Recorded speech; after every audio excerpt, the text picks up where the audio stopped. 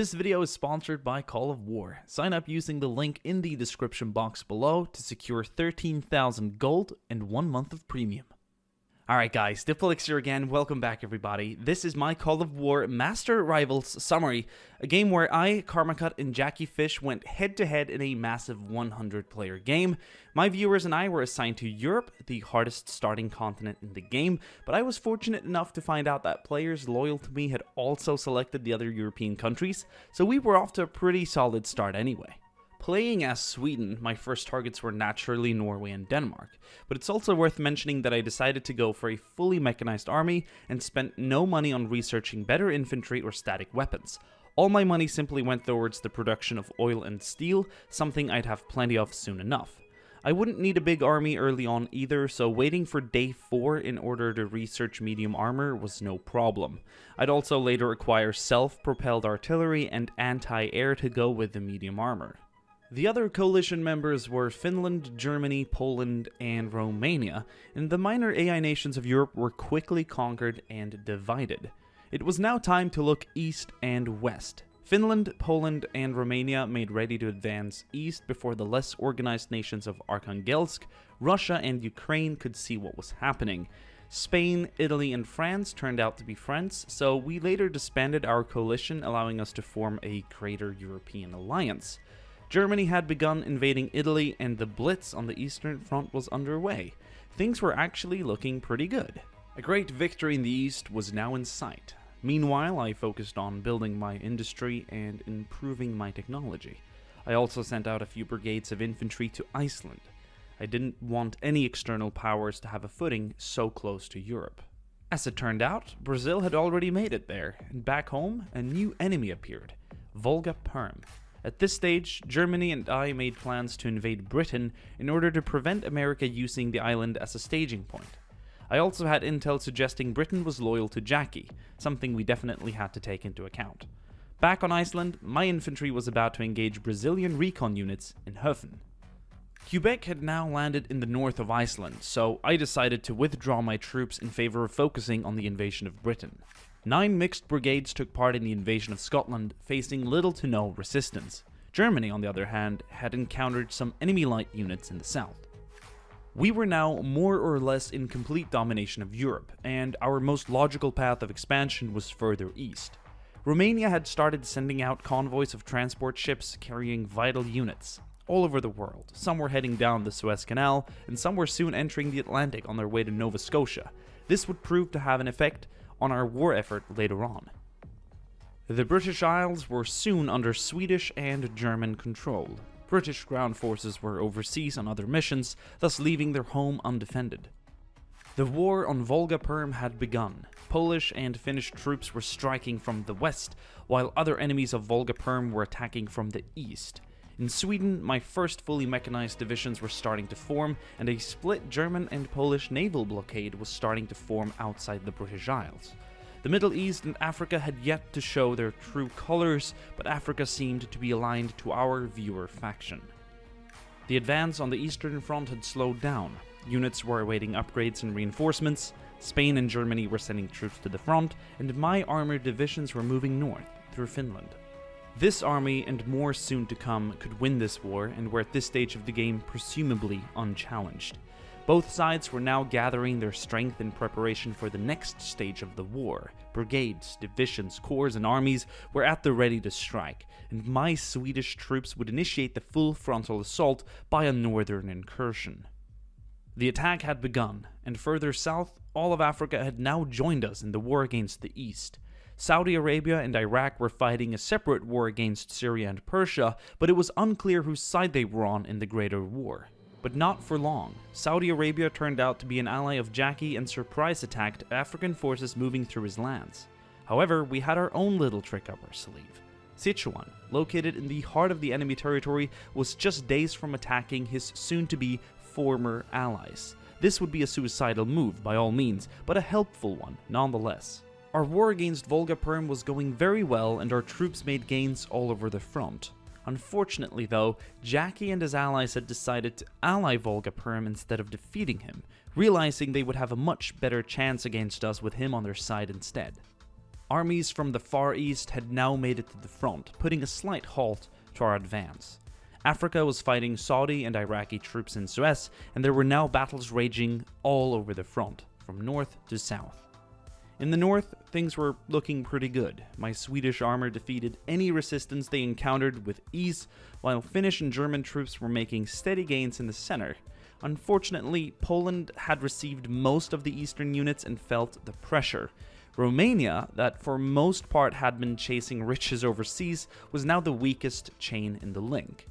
Now, don't be alarmed, this is not a week later. This is less than 24 hours later.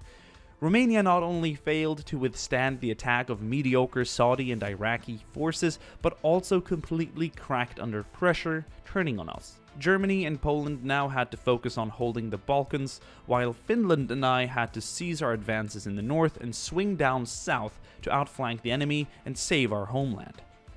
Africa had been invaded by the likes of Japan and New Zealand, and we could simply not count on Africa's help in Europe. German air power obliterated Saudi airplanes in Dubrovnik, but we were simply outnumbered. Romania cracked, Poland had gone AFK, France never took part at all, and Spain was just now sending much-needed troops to aid Germany in the Balkans. It was now up to me and Finland to hold back 4 times as many nations with way more than 4 times as many units. And honestly, things were looking pretty good. I was far from giving up as my forces continued to destroy enemy divisions and gain ground. I had now also started sending armies south, to the center. Weeks of non-stop, brutal fighting and bloodshed had passed. Africa seemed a bit more stable, and we were still expanding into the Far East. The front had calmed down in the center. The enemy ground forces were no match for mine, but my armies were no match for enemy air power. 2 of my smaller armies made quick work out of what used to be over 30 Iraqi brigades. In a few hours, they were nothing but scrap metal and bones. German bombers were striking and destroying grounded Saudi airplanes, but all of this would make no difference. The war could simply not be won at this point. We couldn't produce enough units or cover ground quickly enough to hold back the might of the Far East. Strength truly does exist in numbers, and I decided to withdraw all my units to the British Isles, hoping Karmakut in America could come in and save the day. Well, they didn't exactly come to save us. They came to occupy the British Isles, and my last remaining Swedish army, which was by no means a petty one, it could definitely cause a lot of damage, probably one that could, well, roam around most of Europe unchallenged by any ground forces except for the enemy air. That would be a big issue, and that is kind of what put me down towards the end here. Too many airfields built too quickly. Saudi construction work, right? So they put one up here and sunk my last units leaving the Norwegian coast here. Unfortunately, they would have put up a really good fight against the North Americans here in Britain. In fact, I think I could have fought every single unit back. That was like over a 30 stack they sunk, so anyway, good game, guys. I'm not going to be sour about that or anything.